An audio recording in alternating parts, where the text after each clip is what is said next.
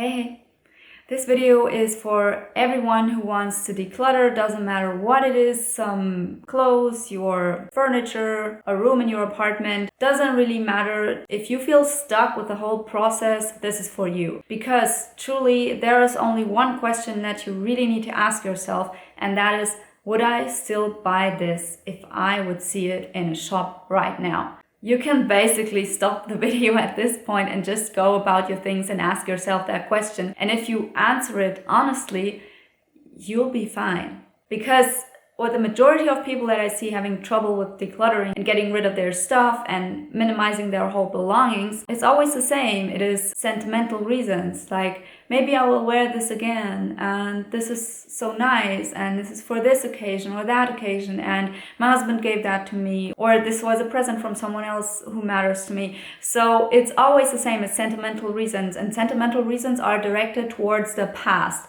Whereas this question, would I still buy this now, is basically making you think about the present, making you be in the present moment, and it's directed towards the future. So it's really a more relevant question than asking yourself what this item means to you, or if you still like it or something like that, because now that you have it, maybe you can make the most, get the most use out of it or whatever. These are all questions that distract from the problem of having excess possessions. So you want to get rid of the stuff that you don't make the most out of, that you don't get a lot of use out of. And these are the items that you would probably be wise enough not to buy again today. But since you still have them, you look at them with all these sentimental feelings and you think, oh well, but it's still so good and it looks good and it has value. Well, the only value that really should matter in a decluttering process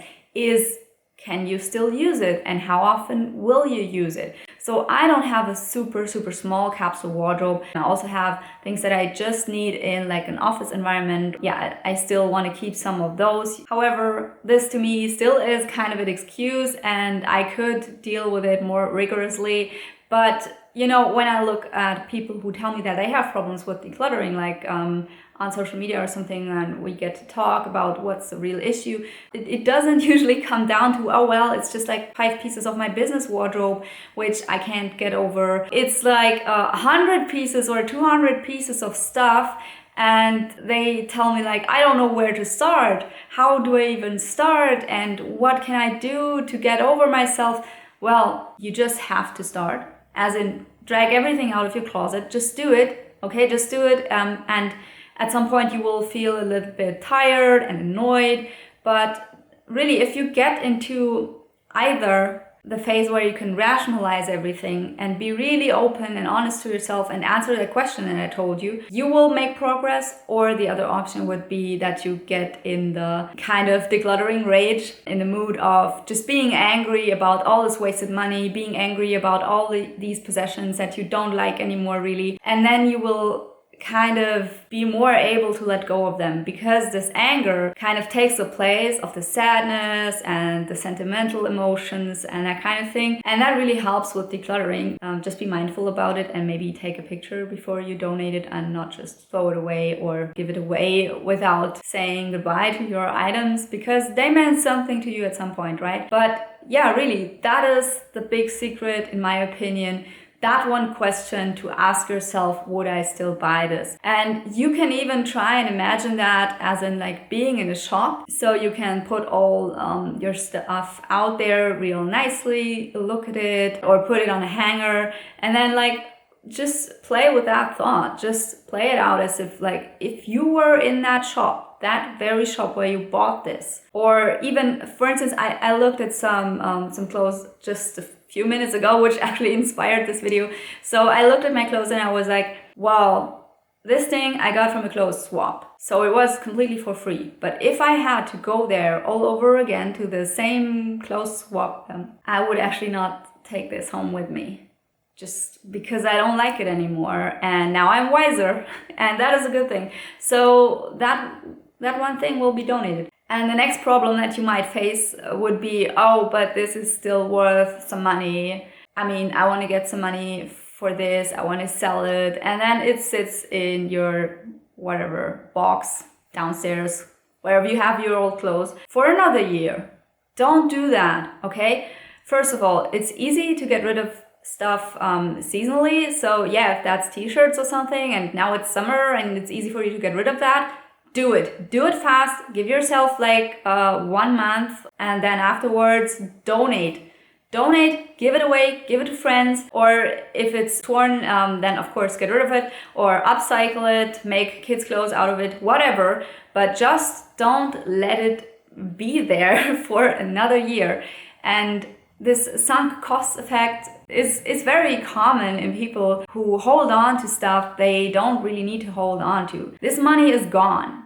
You might get back something like 20 cents on the dollar. And that should be fine, okay? You should absolutely make your peace with that, not beat yourself up about your stupidity in the past because you maybe bought something that really doesn't have such good value because it's not really stable in their value, right? Yeah, don't beat yourself up about it, but just realize that the vast majority of this money is gone. And sure, if you have no other source of income and it would really help you to resell those pieces, then do it. But other than that, it really doesn't make sense to invest hours over hours into getting like what, 150 bucks?